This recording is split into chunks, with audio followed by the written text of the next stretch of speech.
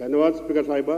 Speaker साहिबा, अभी अभय वर्मा जी ने एक बात कही कि अरविंद केजरीवाल जी एंटीसिपेटरी बेल क्यों नहीं लगा देते। अरविंद केजरीवाल जी एंटीसिपेटरी बेल क्यों लगाएं? ना इस स्कैंडल में ना आज वो मुलजिम है ना वो गवाह है।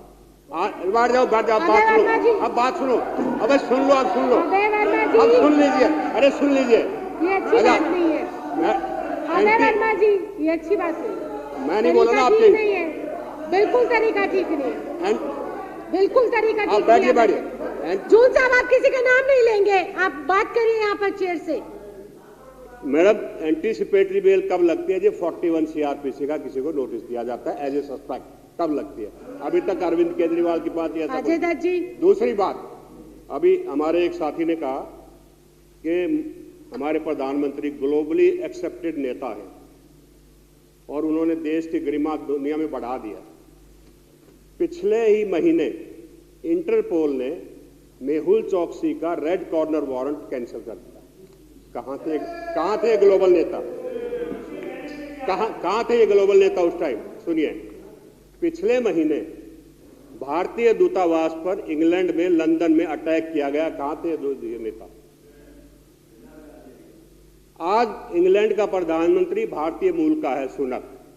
अगर आप इतने एक्सेप्टेबल ग्लोबली नेता हैं तो कहिए नीरव मोदी को वापस कर दें, नीरव मोदी को वापस ले आइए।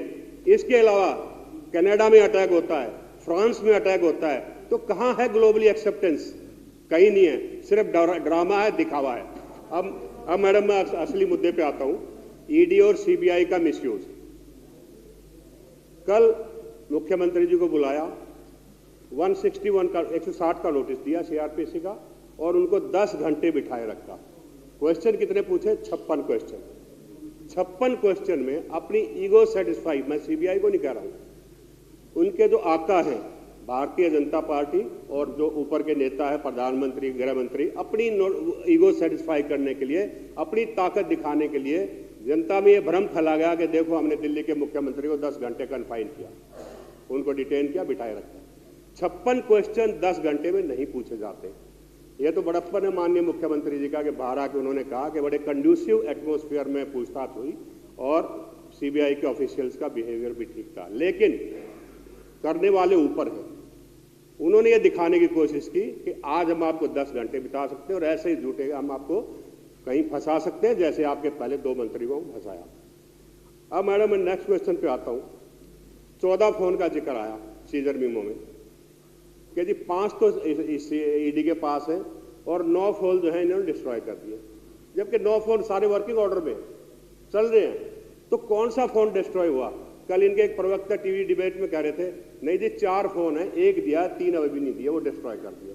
तो पहले ये डिसाइड कर ले कि कितने फोन डिस्ट्रॉय हुए और कितने फोन एक्चुअल में थे। कुछ नहीं पता लग रहा, कोई कुछ बोल देता, कोई कुछ बोल देता। दूसरा, टॉर्चर की बात आई कि टॉर्चर करके स्टेटमेंट्स जो है एक्सट्रैक्ट की जाती है। कस्टम एक्ट में और इसमें पीएमएलए में जो स्टेटमेंट मुलजिम देगा उसके खिलाफ यूज हो सकती है। लेकिन सवाल ये है कि ये वाकई में सही बात है कि टॉर्चर किया जाता है और टॉर्चर करके आप ऑडियो वीडियो लिखकर रिकॉर्ड कर लो कि मेरे साथ कुछ हुआ ही नहीं। और आज स्टेटमेंट आई है ईडी की कि हमारे पास ऑडियो भी है, वीडियो भी है, हमने किसी को कोई टॉर्चर नहीं किया। ये सब ड्रामा है, लोगों को टॉर्चर किया जाता है और उसके साथ शाम बाद आके वीडियो रिकॉर्डिंग होती है, ऑडियो रिकॉर्डिंग होती है कि हमारे साथ कुछ नहीं हुआ, हम वॉलंटरी स्टेटमेंट दे रहे हैं। अभी एक बात आई कि जो इनकी बेल क्यों नहीं हो रही मनीष सिसोदिया जी की। पीएमएलए एक्ट में 60 दिन में चार्जशीट आती है, कंप्लेंट आती है। जब तक के चार्जशीट नहीं आ जाती, कंप्लेंट नहीं आ जाती, कोर्ट बेल ग्रांट नहीं करती। एक सिंगल इंस्टेंस आप बताइए जिसमें 60 दिन से पहले बेल हो गई हो। करो आप कंप्लेंट फाइल, बेल भी हो जाएगी। करो कंप्लेंट फाइल, लेकिन नहीं करेंगे। सत्येंद्र जैन जी को अगर आज 11 महीने हो गए, ट्रायल क्यों नहीं शुरू हो रही? उनकी ट्रायल शुरू नहीं करने दे रहे। कुछ ना कुछ लगाते रहेंगे, वो ट्रायल स्टेज पे आ ही नहीं रहा। तो जानबूझ के इनको अंदर रखा जा रहा है ताकि हरेसमेंट की जाए। और सबसे बड़ा कारण क्या है मैडम कि मेन चार्जशीट आती है, उसके बाद 2 चार्जशीट और जा जाती है सप्लीमेंट्री चार्जशीट। क्रिमिनल लॉ में एक लिमिट है कि आप कितनी सप्लीमेंट्री चार्जशीट फाइल कर सकते हो। आज आपने तो गिरफ्तार कर लिया, 60 दिन तक इंतजार करो, फिर उसकी चार्जशीट सप्लीमेंट्री चार्जशीट फाइल कर दी, अगले महीने एक और को गिरफ्तार कर लो, फिर 60 दिन इंतजार करो, फिर एक सप्लीमेंट्री चार्जशीट आ जाएगी। कंप्लीट कीजिए। प्लीज मैं कोई रिपीटेशन नहीं कर रहा हूं, मैं सिर्फ लीगल बातें बोल रहा हूं। तो कोर्ट को भी देखना चाहिए कि भाई सप्लीमेंट्री चार्जशीट का कोई एंड है या नहीं। दूसरी बात, अगर बात करें मैडम, आज हर एजेंसी, कॉन्स्टिट्यूशनल जितने भी प्रोविजंस हैं, पोस्ट हैं, इंस्टीट्यूशंस हैं, they are all under threat. Judiciary के ले लीजिए आप, इधर एक जज रिटायर हुआ, अगले दिन राज्यसभा का मेंबर बन जाता है, एक दूसरा जज रिटायर हुआ, अगले दिन गवर्नर बन जाता है। पहले क्या होता था, एक कूलिंग ऑफ पीरियड होता था, और वो जुडिशरी में आज भी है। अगर एक सुप्रीम कोर्ट का जज रिटायर होता तो 2 साल तक वो प्रैक्टिस नहीं कर सकता, उस पीरियड को कहते हैं कूलिंग ऑफ पीरियड, वो भी इन्होंने खत्म कर दिया। इतनी डिग्रेडेशन आ गई है सिस्टम में, और इतना डिग्रेड कर दिया है 2014 के बाद कि हर एजेंसी, हर विंग जो है वो रिटार्डेड हो चुकी है। तीसरी बात मैडम, अभी कल परसों आपने देखा होगा कि पुलिस कस्टडी में 2 आदमियों को मार दिया जाता है, प्रेस के सामने, पुलिस कस्टडी में। ये अनार्की नहीं है तो और क्या है? एक अनार्की की तरफ हम बढ़ चुके हैं, अराजकता की तरफ। और अगर ये ऐसा ही सिस्टम चलता रहा तो वो दिन दूर नहीं जब ये देश सिविल वॉर के मुहाने पे खड़ा होगा। तो मैं इसलिए बार बार कहता हूं कि जितना भी ये ईडी सीबीआई का मिसयूज हो रहा है, ये सोसाइटी को डिवाइड कर रहे हैं, और देश में आज नफरत का और भय का माहौल है।